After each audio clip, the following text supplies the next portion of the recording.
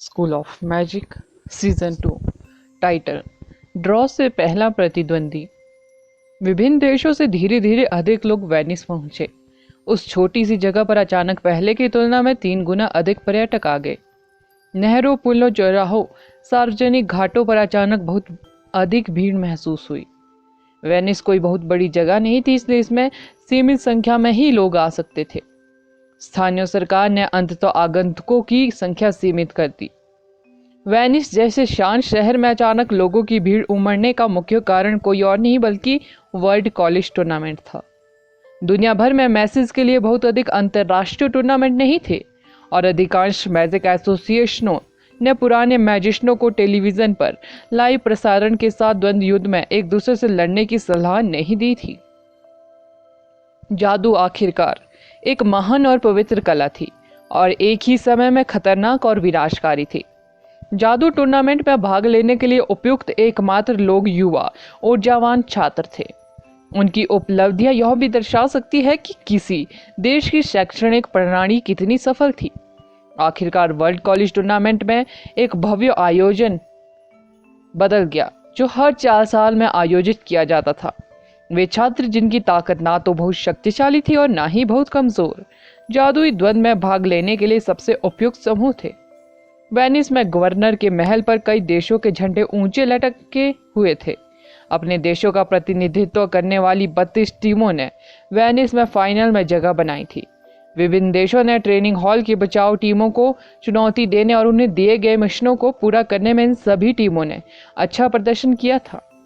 Ranking कुछ हद तक किसी देश के जादुई मानक को भी दर्शाती है और आमतौर पर थोड़े अंतर के साथ अंतिम रैंकिंग के रूप में समाप्त होती है। मूल रूप से वेनिस में फाइनल में पहुंचने वाले प्रत्येक देश को एक मजबूत जादुई देश माना जाता था। 32 झंडे हवा में लटक रहे थे। जैसे ही सूरज पूरब में उगता था, तटरेखा के किनारे के इस खूबसूरत शहर में जादुई सफीलों की आवाजें गूंजने लगती थी। पवित्र प्रकाश शहर में प्रत्येक देश के प्रतिनिधियों के युवा और जवान चेहरों पर उतरा। इटली का राष्ट्रगान बड़ी भावना के साथ गाया गया, जबकि युवा जादूगरों ने पूरी दुनिया द्वारा देखे जाने और प्रशंसा का आनंद उठाया। कई छात्रों ने इस दिन के आने का लंबे समय से इंतजार किया था, क्योंकि इस क्षण के बाद से वे अब एक छोटे और नामहीन मैजिशियन नहीं रह गए थे। पार्थेन मंदिर, sacred hall of liberty, hall judgement court या होली सेंटर पीटर चर्च में शामिल होने के बाद वे एक प्रतिष्ठित जादूगर भी बन सकते हैं। वे जहां भी जाते उनके सामने भीड़ भड़क उठती। इस बीच समारोह में उपस्थित लोगों में मुख्य रूप से सांसारिक मान्यता प्राप्त शक्तिशाली मैजिशियन शामिल थे। मुझे अमेरिका के Sacred hall of Liberty, Asia के Dubai Magic Association Tower, Europe के सेंट पॉल चर्च, अफ्रीका के Cape of Good Hope Magic Castle और राष्ट्रीय ऑस्ट्रेलिया के स्क्रेड विक्टोरियल ऑल्टर के प्रति अपना आभार व्यक्त करने की अनुमति दे। मैं ईमानदारी से वेनिस में आपका स्वागत करता हूँ। हंटर यूनियन, विश्व प्रसिद्ध clans association, shoreline alliance, Parthenon temple, holy judgement court, प्राचीन रॉयल गार्ड्स, टोक्यो के श्राइन ऑफ मैजिशियन, तेहान मैजिक रिच और सेल्फ ऑफ चर्च को बहुत धन्यवाद। हमसे जुड़ने के लिए धन्यवाद। लंबी दूरी के बावजूद अंतिम लेकिन महत्वपूर्ण बात, इस भव्य जादू टूर्नामेंट के मुख्य पात्र उम्मीदवारों में 32 देशों के प्रत्येक स्कूल से विशेष रूप से चुने गए सबसे प्रतिभाशाली युवा जादूगर शामिल थे। वेनिस के गवर्नर फैबियो उच्च उत्साह में अपना प्रारंभिक भाषण दे रहे थे। उद्घाटन समारोह विशेष रूप से शानदार नहीं था, फिर भी इसमें भाग लेने वाले सभी मैजिशियन विश्व प्रसिद्ध थे। वे जिन गुटों और संगठनों का समर्थन या प्रतिनिधित्व करते थे, उनका प्रत्येक जादूगर द्वारा अत्यधिक सम्मान किया जाता था। चीन के प्रतिनिधि रॉयल गार्ड्स के प्रमुख सलाहकार थे। गवर्नर ने अपने भाषण में जिस प्राचीन रॉयल गार्ड्स का उल्लेख किया था, वह चीन में मैजिशियनों के सबसे मजबूत समूह का प्रतिनिधित्व करता था, जिसकी शक्ति परिवर्तन संघ, ओरिएंटल टावर और इंपीरियल मैजिशियनों के सदस्यों से भी अधिक थी। प्रत्येक देश का प्रतिनिधित्व करने वाले नाम समान रूप से अपने संबंधित देश के प्रसिद्ध गुटों या संगठनों को संदर्भित करते हैं। उनमें से पार्थेन मंदिर और पवित्र न्यायालय विशेष रूप से प्रसिद्ध थे। भले ही पार्थिन मंदिर, पवित्र जजमेंट कोर्ट और हंटर यूनियन की उत्पत्ति एक विशेष देश से हुई थी, दुनिया में उनका प्रभाव 5 महाद्वीपों के जादुई संघों के बराबर था। जैसे यदि किसी ने दुनिया के सबसे शक्तिशाली जादू संगठनों का उल्लेख किया तो उनमें से कुल 8 थे। इसलिए स्थिति के संदर्भ में हंटर मास्टर के रूप में आदर्श की भूमिका वास्तव में बहुत प्रभावशाली थी। 8 संगठनों में से प्रत्येक में मैजिशियनों की रैंक वास्तव में एक दूसरे से तुलनीय थी। एक 5 स्टार हंटर मास्टर किसी शहर के मेयर या जनरल के बराबर होता था। दुर्भाग्य से आदर्श अभी तक 5 स्टार तक नहीं पहुंच पाया था, वह अभी भी काफी दूर था। 7 स्टार हंटर मास्टर को सीनियर हंटर कहा जाता था। एक सीनियर हंटर की स्थिति बहुत प्रभावशाली थी। मैजिक एसोसिएशन, सैन्य, स्थानीय सरकार या किसी देश के राष्ट्रपति के लिए किसी सीनियर हंटर से मदद मांगना बहुत आम बात थी। आदर्श सीनियर हंटर बनने के लिए अत्यधिक प्रेरित थे। भले ही वो डूबने के कर्ज को हल करने के बाद अब एक 4 स्टार हंटर मास्टर था, फिर भी वो हंटर मास्टर के रूप में प्रभावशाली नहीं था। वह कल्पना कर सकता है कि कुछ 100 मिलियन या अरबों रुपए की नौकरी के अनुरोधों को उनके पुरस्कार के रूप में देखकर उसकी लार टपकने लगती है। आहन विभिन्न गुटों के महत्वपूर्ण लोगों से काफी परिचित था। वह इसमें कुछ नहीं कर सका क्योंकि उसका जीवन अधिकतर ऊपरी जादुई समाज के इर्द गिर्द घूमता था। विभिन्न गुटों के प्रभारी लोगों और नेताओं को जानना उनके कबीले में एक शिष्य के लिए एक बुनियादी आवश्यकता थी। उद्घाटन समारोह समाप्त होने के बाद यह उत्साहजनक, बहुप्रतीक्षित समारोह का समय था जिसमें टीमों ने अपने विरोधियों को आकर्षित किया। 32 राष्ट्रीय टीमें थी और इससे कोई फर्क नहीं पड़ता कि कोष्ठक कैसे समाप्त होने वाले थे। 2 राष्ट्रीय टीमों के बीच प्रत्येक मैच निश्चित रूप से एक बड़े पॉट के साथ दांव में बदलने वाला था। अन्यथा जिन लोगों को कभी इस बात की परवाह नहीं थी कि उनके देश में क्या हो रहा है या जादुई टूर्नामेंट अचानक वर्ल्ड कॉलेज टूर्नामेंट को लेकर इतने भावुक क्यों होंगे। इसके अलावा वर्ल्ड कॉलेज टूर्नामेंट हर 4 साल में आयोजित किया जाता था और यह हमेशा दुनिया भर में एक गर्म विषय रहता था क्योंकि इसका किसी देश की महिमा और प्रसिद्धि से भी गहरा संबंध था। दूसरी ओर इस अवधि के दौरान दांव में जो पैसा शामिल था यह अक्सर किसी देश के आयात और निर्यात के कुल योग के बराबर होता था। कैप्टन, आप ड्राइंग बनाएंगे, सलाहकार ने वेद से कहा। प्रत्येक राष्ट्रीय टीम के कैप्टन आगे आए। बहुत समय पहले सलाहकार ही ड्राइंग बनाते थे, लेकिन काफी समय से कैप्टनों ने उनकी जगह ले ली है। वे ड्राइंग बनाने वाले बन गए हैं। यह इस तरह से सम्मान की बात थी क्योंकि ड्राइंग प्रक्रिया का सीधा प्रसारण किया जा रहा था जिससे दुनिया को प्रत्येक टीम के कैप्टनों को देखने का मौका मिल रहा था। वेद का रवैया प्रभावशाली था और उन्होंने प्रतिद्वंदी टीम की जांच करने की जहमत भी नहीं उठाई जिसे उन्होंने ड्रॉ कराया था। उन्होंने बस जजों को उस पर एक नजर डालने दी और टीम के पास वापस चले गए। 32 टीमें, यहां तक कि मजबूत देशों की टीमें भी घबराई हुई थी। उन्होंने जो पहला प्रतिद्वंदी खींचा वह बेहद महत्वपूर्ण था क्योंकि एक मजबूत देश किसी अन्य मजबूत देश के खिलाफ इतनी जल्दी लड़ना पसंद नहीं करेगा। यह उन्हें बहुत पहले ही अपनी ताकत उजागर करने के लिए मजबूर कर देगा। कमजोर देश यह भी उम्मीद कर रहे थे कि उन्होंने अपने प्रतिद्वंदी के रूप में एक मजबूत देश को नहीं उतारा है क्योंकि टूर्नामेंट की शुरुआत में ही उन्हें अयोग्य घोषित कर दिया जाएगा। जब वे शर्म के मारे अपने देश लौटे तो किसी को उनका नाम और चेहरा भी याद नहीं रहेगा। यदि वे अपेक्षा के अनुरूप प्रदर्शन नहीं करते तो उन्हें अपने लोगों से डांट भी पड़ती।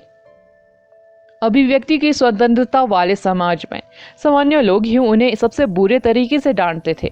भले ही वे जादू के बारे में पूरी तरह से अनजान हो, फिर भी वे इतने धर्मी लगते थे कि अन्य लोग उस व्यक्ति को किसी सम्मानित मैजिशियन का कोई मूर्खतापूर्ण वृत्तांत समझने की भूल कर देते थे।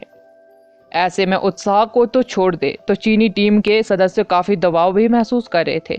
जाहिर तौर पर पिछले वर्ल्ड कॉलेज टूर्नामेंट में चीनी टीम काफी बदकिस्मत थी। दूसरे दौर में अमेरिकी टीम से टकरा गई और अपने विरोधियों से बुरी तरह हार गई।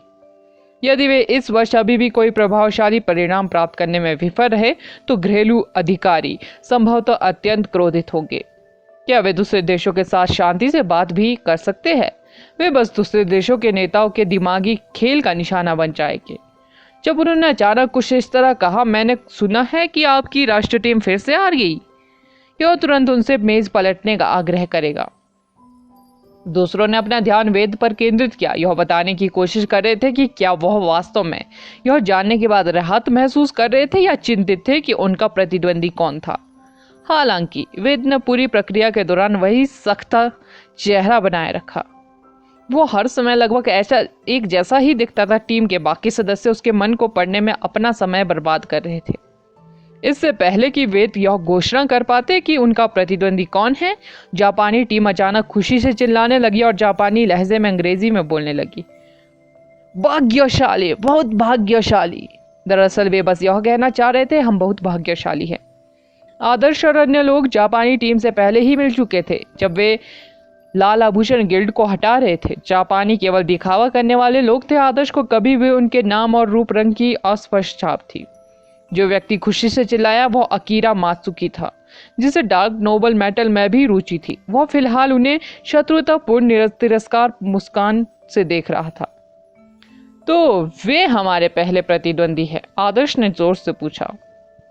लगभग आधी जापानी टीम ने अपना रुख चीनी टीम की ओर कर लिया था। अकीरा और वतानी नाविक की वर्दी में वह सौम्य लड़की उनके पुराने दोस्त थे। ऐसा लगता है, मेघना ने एक व्यंग्यपूर्ण मुस्कान के साथ उस टीम का खुलासा किया जिसे उनके कैप्टन ने तैयार किया था। जो 32 टीमें फाइनल में जगह बनाने में सफल रही, वे ताकत के मामले में भी भिन्न थी। टीमों में जापानी टीम को औसत के ऊपर माना गया। टूर्नामेंट की शुरुआत में दोनों देशों का एक दूसरे से टकराना काफी दुर्भाग्यपूर्ण था। रानू ने जापानी टीम की प्रतिक्रिया का उपहास करते हुए कहा, मुझे गंभीरता से समझ नहीं आ रहा है कि वे इतने खुश क्यों दिख रहे हैं, जैसे कि वे निश्चित रूप से हमारे खिलाफ जीतेंगे। यह मुख्य रूप से इसलिए है क्योंकि उन्हें लगता है कि पिछले वर्ल्ड कॉलेज टूर्नामेंट में हमारी रैंकिंग के कारण हम कमजोर हैं। जियांग ने कहा, हमारी टीम वास्तव में कमजोर नहीं थी, लेकिन यह बहुत दुर्भाग्यपूर्ण था कि उन्हें अमेरिकी टीम के खिलाफ लड़ना पड़ा।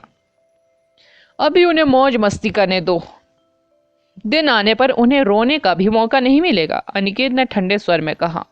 दूसरी ओर जापानी टीम ने खुद को अति आत्मविश्वासी से रोका हुआ था। उन्होंने तुरंत ध्यान केंद्रित किया क्योंकि उन्होंने चर्चा की कि वे अपने प्रतिद्वंदी को कैसे संभालने जा रहे हैं।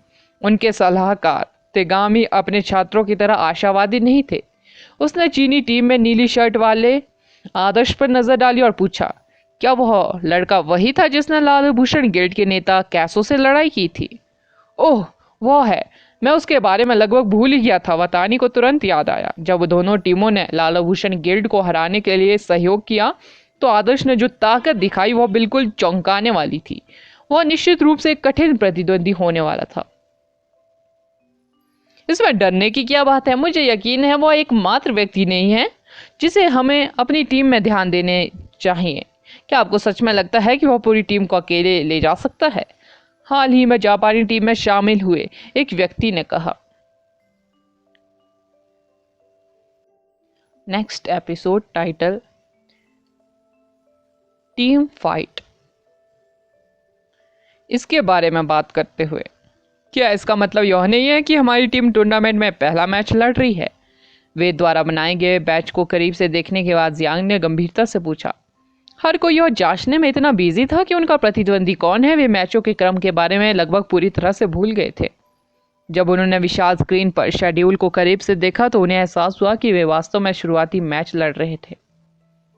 उद्घाटन मैच बेहद महत्वपूर्ण था क्योंकि टूर्नामेंट से पहले मैच पर पूरी दुनिया की निगाहें होंगी। यदि वे शुरुआती मैच के दौरान खड़े होने में सक्षम थे तो उन्होंने मूल रूप से अपना नाम बना लिया था। हालांकि एक मैजिशियन के लिए ताकत सबसे महत्वपूर्ण चीज थी, भाग्य भी बेहद महत्वपूर्ण था। मुझे इन जापानियों को संभालने दो। अनिकेत बेहद अधीर था। जब उसे पता चला कि वे उद्घाटन मैच में भाग ले रहे हैं तो वह बहुत उत्साहित हुआ। इस टूर्नामेंट में नाम कमाने के लिए वे दुनिया भर में गए और 1 साल तक कड़ी मेहनत की, खासकर यह देखते हुए कि इससे उनका समर्थन करने वाले गुट पर कितना प्रभाव पड़ेगा। उद्घाटन मैच 5 टीमों की लड़ाई है, सलाहकार ने कहा।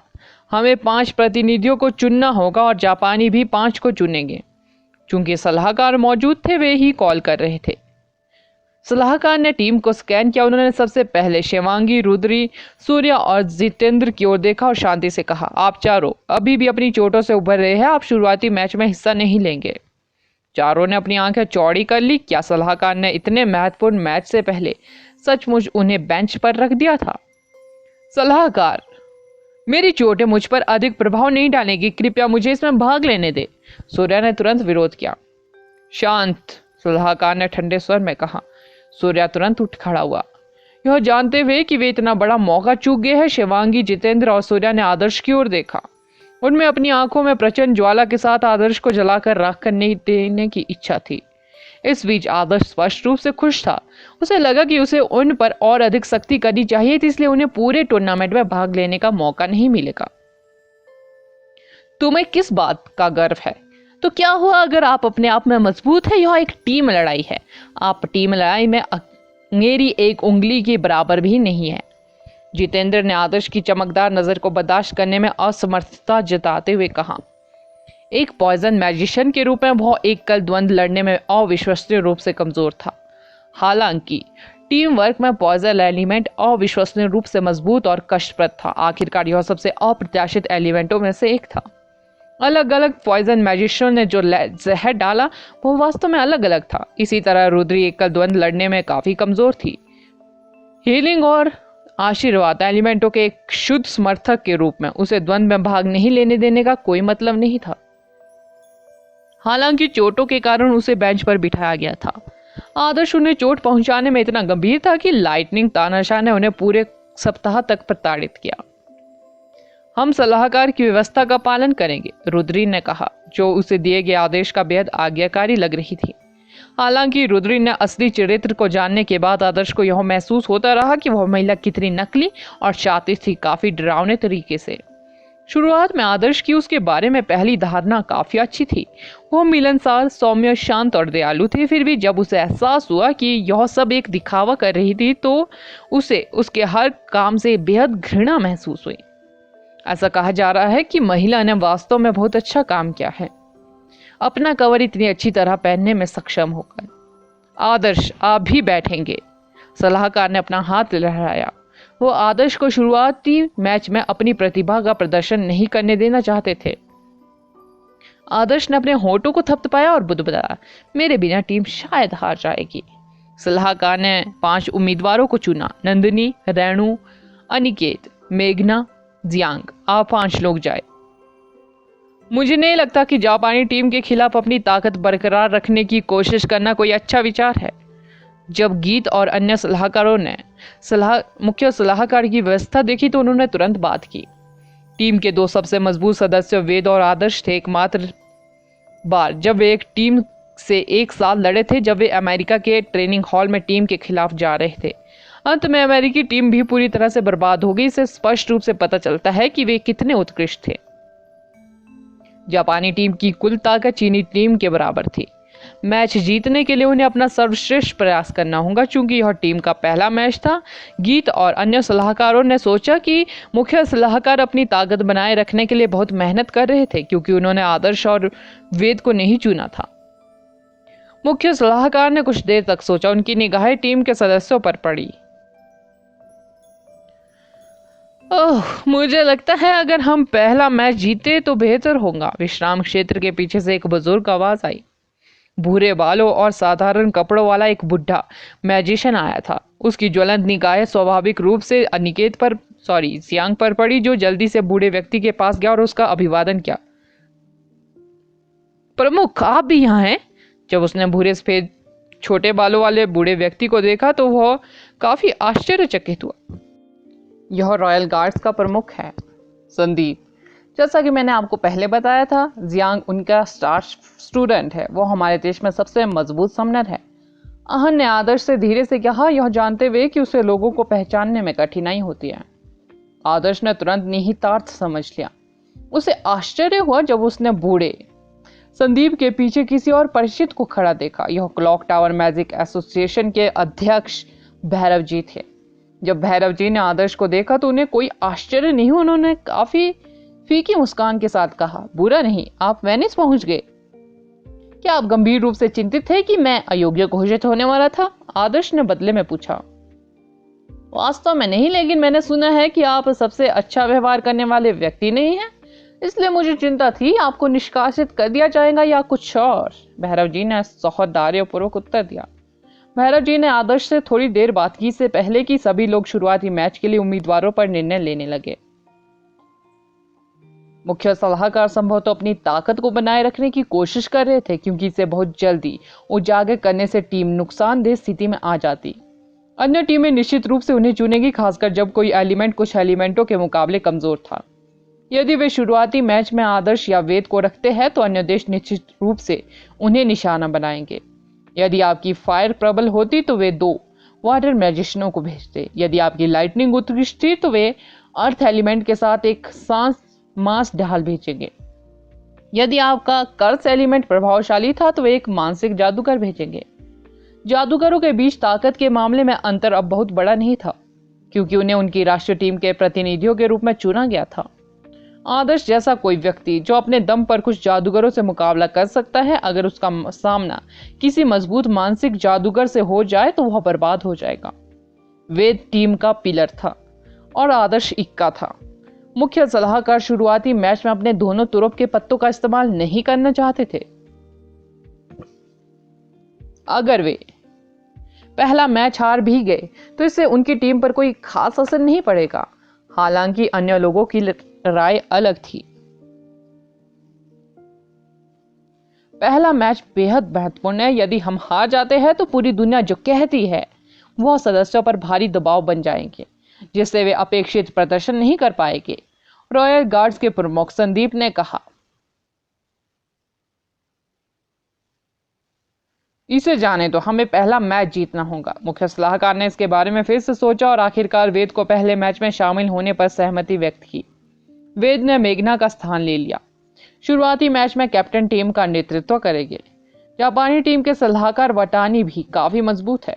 हम कैरेबियन सागर में एक दूसरे से मिले, मुझे लगता है कि वह मुझसे कमजोर नहीं होगा, वेद ने दृढ़ता से कहा। भले ही आदर्श ने उस समय सारी सुर्खियां बटोरी थी जब वे लाल आभूषण गिल्ड के खिलाफ लड़ रहे थे। अन्य लोगों ने स्थानीय सरकारी सेना और लाल आभूषण गिल्ड के शेष मैजिशियन से लड़ाई की थी। वेद ने जानबूझकर जापानी टीम के कैप्टन पर नजर रखी और उसके पास कैप्टन का वर्णन करने के लिए केवल एक शब्द था, मजबूत। सच तो यह है कि यदि वटानी नामक व्यक्ति लाल आभूषण गिल्ड के नेता से मुकाबला करने में सक्षम होता तो वह उसे भी हराने में सक्षम होता।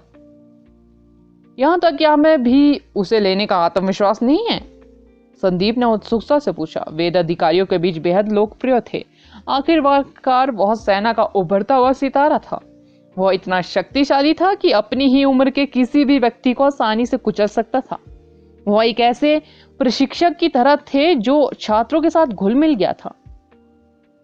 मैं निश्चित रूप से नहीं कह सकता, यह मुख्य रूप से हमारे डोमेन पर निर्भर करता है, वेद ने कहा। यदि आप आश्वस्त महसूस नहीं कर रहे हैं तो मुझे जाने दीजिए, मेरे हाथों में खुजली हो रही है। आदर्श लड़ाई झगड़ों का बहुत बड़ा प्रशंसक था। दूर जाने का अभद्र संकेत मुख्य सलाहकार द्वारा आदर्श को दिया गया। वेद ने वादा किया, मैं अपनी पहली जीत हासिल करने की पूरी कोशिश करूंगा। आत्मविश्वास महसूस ना करने का मतलब यह नहीं कि वे मैच हार जाएंगे। वेद को केवल यह महसूस हो रहा था कि वटानी की ताकत को मापना कुछ हद तक कठिन है, इसलिए उसे उस पर नजर रखनी होगी। हालांकि उन्हें पहला मैच लड़ने के लिए चुना गया था, इसलिए उन्होंने अपना देश का निराश नहीं होने देना सोचा। यही भावना है, इसलिए आगे बढ़े, मुख्य सलाहकार ने कहा। अंत में उम्मीदवार नंदिनी, जियांग, रेणु, वेद और अनिकेत थे। वैसे क्या इस संयोजन के साथ हमारे पास मारक क्षमता की कमी नहीं है? एक सलाहकार ने पूछा। पांचों उम्मीदवारों के पास मौजूद एलिमेंटों को देखने पर पता चलता है कि उनमें से किसी के पास फायर एलिमेंट नहीं था, जो कि सबसे अच्छा अटैक एलिमेंट था। केवल जियांग के पास सेकंड एलिमेंट के रूप में लाइटनिंग थी, लेकिन आदर्श की तुलना में उसकी लाइटनिंग एक छोटी बैटरी के आउटपुट की तरह थी। इसकी संभावना नहीं थी कि यह काम आ सकेगा। मुझे लगता है कि हमें अपराध नंदिनी पर छोड़ना होगा, मतलब अटैक, टीम सलाहकार गीत ने कहा।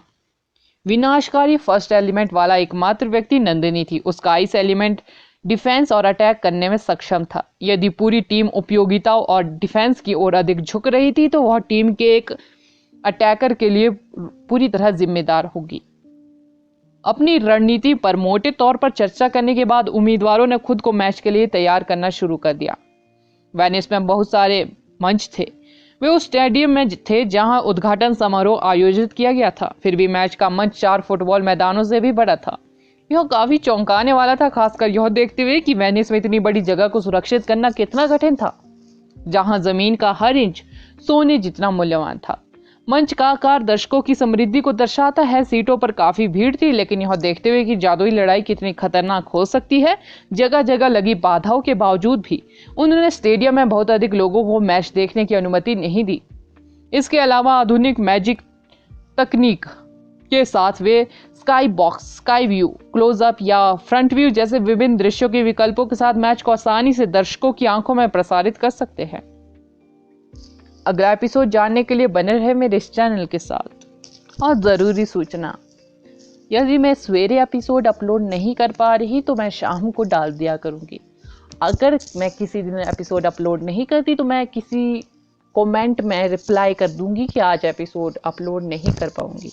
Okay, bye, thank you.